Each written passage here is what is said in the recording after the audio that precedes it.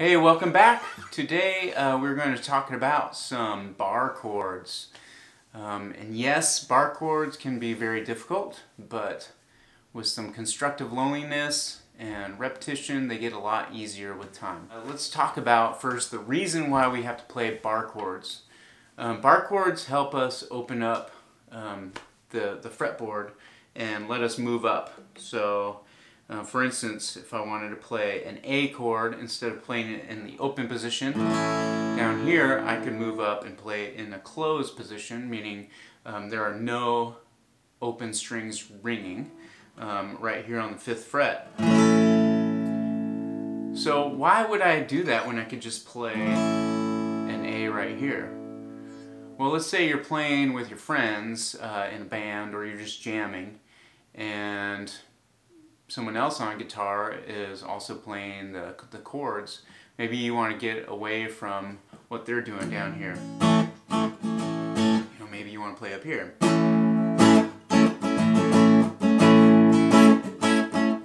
It just has a higher ring to it, although it's the same chord. It's just voiced a little differently because it's higher on the fretboard, and there's some higher pitches to the A chord being played. For instance, here's an A open. You have the 5th of the chord on the open E string. On this one, you have the root A on the high E string. So you hear it a little differently. You can also play bar chords differently, like in a smaller version. This is a 3-note A chord. You might want to play that, if you're playing like a Weezer song or something like that. Here's Say It Ain't So, starts like this. Something like that, and the second guitar part is only playing 3 strings, while the other part is playing the ba-da-ga-ba-dum. Anyways, so moving on. How do you play a bar chord? Let's first start with playing an open E chord. Okay, so here's open E. And what I'm going to do is I'm going to just replace my fingers. Instead of using my 1st, 2nd, and 3rd finger, I'm going to use my 2nd, 3rd, and 4th finger to play the same chord. So here we go. I'm going to take my middle finger and put it on the 3rd string. 1, 2, 3, 1st fret. I'm going to take my 3rd finger and put it all the way up on the 5th string on the 2nd fret. And I'll put my pinky just below that on the 4th string, 2nd fret. So it's the same exact chord you're just playing. But now I have my 1st finger free, so I can actually move this up. Okay, I can slide everything over, just keep them in the same exact position, and slide it over just 1 fret. So now instead of on the 1st and 2nd fret, now I'm on the 2nd and 3rd fret. Okay, and what I'm going to do with this finger right here is I'm going to place it over the 1st fret. Okay, now I just changed from an open E to the F bar chord. Okay, if I slide that up one more, I have F sharp, also known as G flat, the enharmonic spelling of that. Okay, also can be G if I slide it over one more, G sharp or A flat, A, etc., etc., and I just move up the fretboard. Now if I want to play a B flat chord, I could go to the 6th fret, now play a B flat chord. Now this is not the only way to play B flat, but it's one way, and it's an easy way to remember. This is actually the E shape, so I'll use this terminology throughout the year, school year. This is an E shape. Okay, but I'm playing a B flat chord because I moved up the fretboard. Okay, I moved up from the open E all the way to the 6th fret, which is going to be B flat. Okay, so I call this a root 6 chord, meaning whatever you name the chord, like B flat, the root B flat is on the 6th string. Okay, so root 6. So I could play a different B flat. I could play a root 5 B flat, and that'd be on, I'd find the B flat on the 5th string. So in this case, B flat's right here, 1st fret, 5th string, and then I'd play an A shape, which we'll cover next. But okay, so that's essentially the same chord. So I can play that 2 different ways. Okay? So that's the gist of the first shape is the E shape, to go back to our first concept. Just playing that E shape, looks like that. Okay, but replacing your fingers, okay, and then sliding that over. Okay, next we'll play the A shape, which I previewed already when I played that B flat in the root 5 position. So what we're going to do is we're going to play an open A chord, okay, and so what we'll do, and there's lots of different ways you can play this. Some of you play it just with your first finger, like this. You play it with these 3 fingers. There's just so many different ways. So I'm going to show you one way now. Let's play that open A chord. We'll take our middle finger and put it on the 4th string, 2nd fret. Take your ring finger, put it on the 3rd string, 2nd fret. And take your pinky and put it on the 2nd string, 2nd fret. So all those fingers got to squish right in that fret, the 2nd fret, right next to each other, like sardines.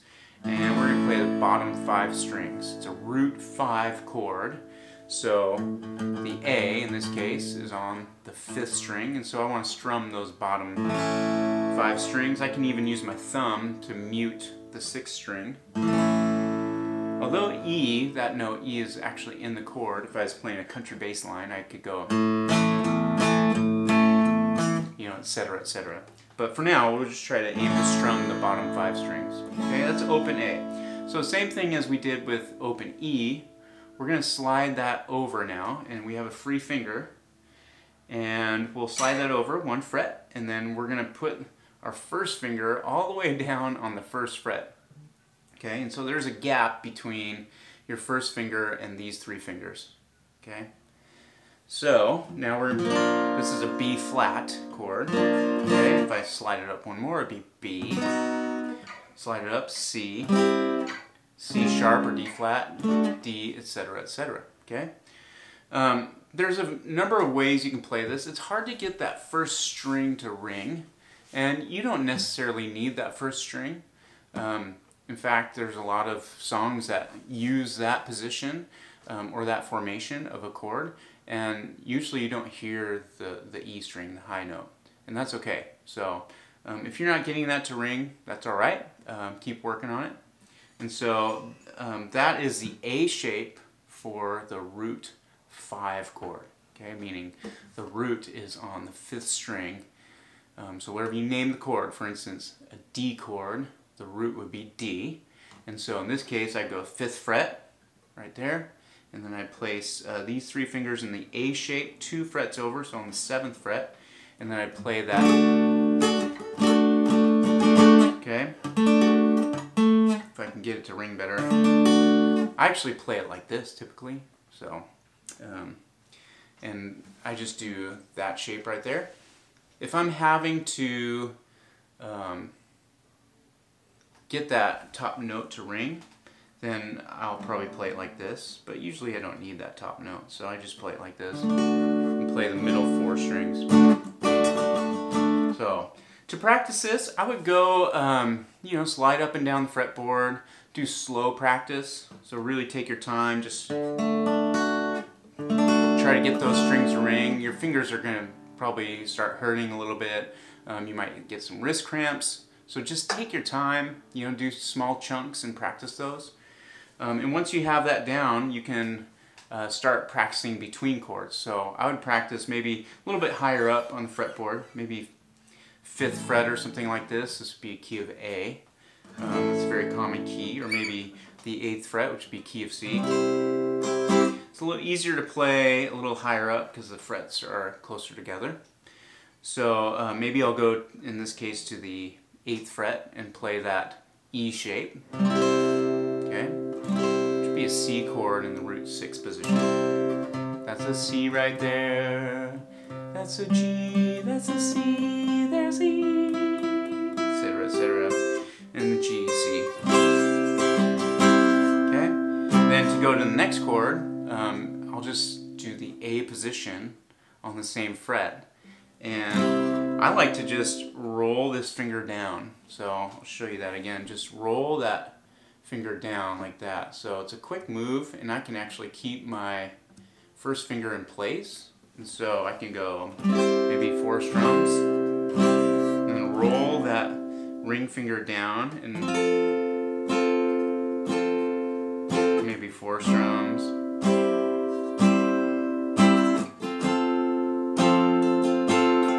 So that's like a C and an F chord, the 1 and the 4 chord. So 1, 2, 3, 4. So very common 2 chords. I can.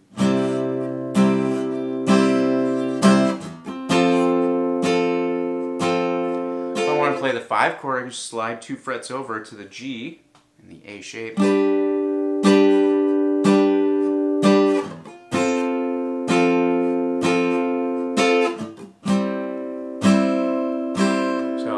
Play the blues, you can do whatever, just do real slow practice and work on that, trying to get a clean sound.